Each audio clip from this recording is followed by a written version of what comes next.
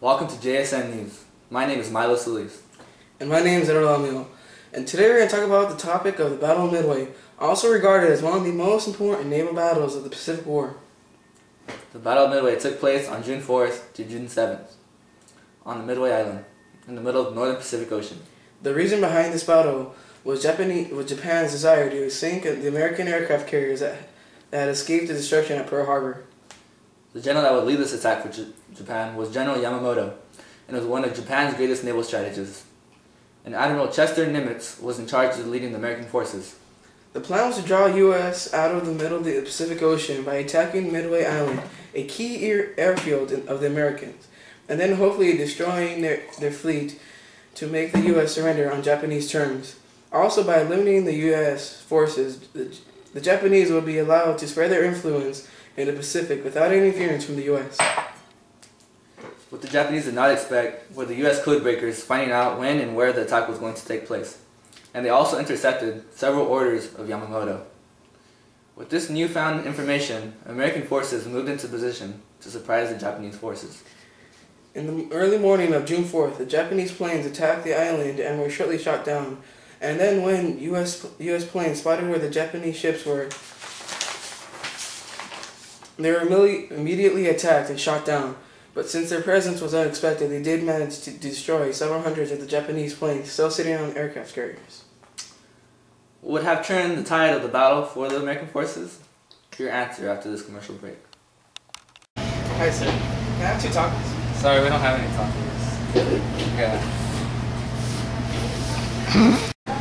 Can I have 2 tacos? Yes, you can.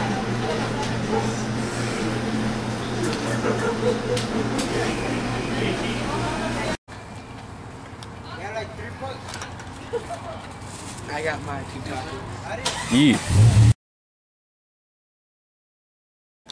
Welcome back, and before we go back to our segment, we'll check in with our weatherman / show reporter, Donnie Gabon. Hi Donnie, how's the weather? It's hot. What about tomorrow's weather? It's gonna rain. Thanks, Danny. Well, back to our regularly scheduled programming. Still wondering about our question? You'll learn more after this commercial break.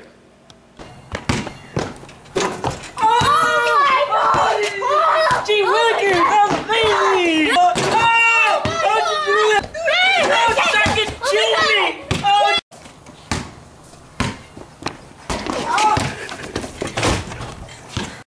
Oh, you need help, little man? Yes, sir. How'd you do that, mister? See, so something I like to call Milo Energy Drink. Can I have some? Whoa. Slow down there. Why? You need to make sure that you're able to unleash the power of Milo. What's the power of Milo? Be able to run faster, jump higher, everything.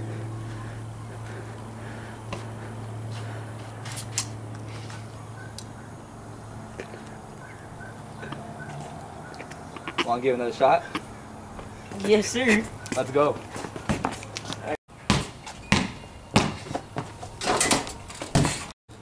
Unleash the power of Milo.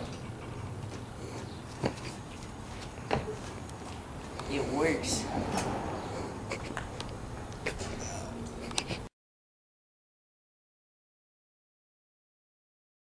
Welcome back. But first, our full reporter is our local airport to show you how planes they used in World War II looked like. I'm at the wrong airport. Oh, wow. That would have been cool. Back to more serious matters. The key to the U.S. forces during the time of the battle was the use of battleships and aircraft carriers. The U.S. forces had the USS Yorktown, the USS Hornet, and the USS Enterprise at their disposal. Another key factor that determined the outcome of the battle was that Admiral Yamamoto didn't realize that the aircraft carriers could deliver large amounts of damage, but at greater distances than battleships. At the beginning, it looked like the battle could go either way, with each side fully armed with aircraft carriers holding hundreds of planes. The tide would not last for long because the U.S. sent a massive attack by sending a wave of American dive bombers. Within no more than 7 minutes, the attack left the Japanese carriers Soryu and Akaji as floating, burning debris on the ocean. To counterstrike this attack, the remaining carrier for the Japanese, the Haidu, sent a wave of their planes to attack the USS Yorktown, and they ended up disabling it, and it wasn't until a submarine attacked it that it sank. Shortly after the attack, American dive bomber located the carrier Herrejon and sank it. It wasn't until the U.S. forces sunk the Japanese main destroyer that Admiral Yamamoto ordered an immediate retreat. In the end, a total of 340 men died for the United States and 3,057 died for Japan. As a direct result of this battle, the Japanese fleet was now crippled and was now on the defensive against America. Also, America's moral and confidence was extremely boosted after this battle, and soon were on the offensive against the Japanese. This would also be one of the first steps for the United States claiming victory in the Pacific campaign.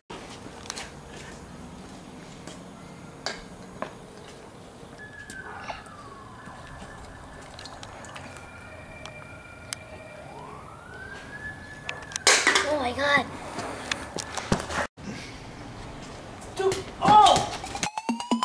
Get crazy, get wild, let's party, get loud. If you wanna have fun and do something, if you wanna have fun and do something, get crazy, get wild, let's party, get loud. If you wanna have fun and do something, if you wanna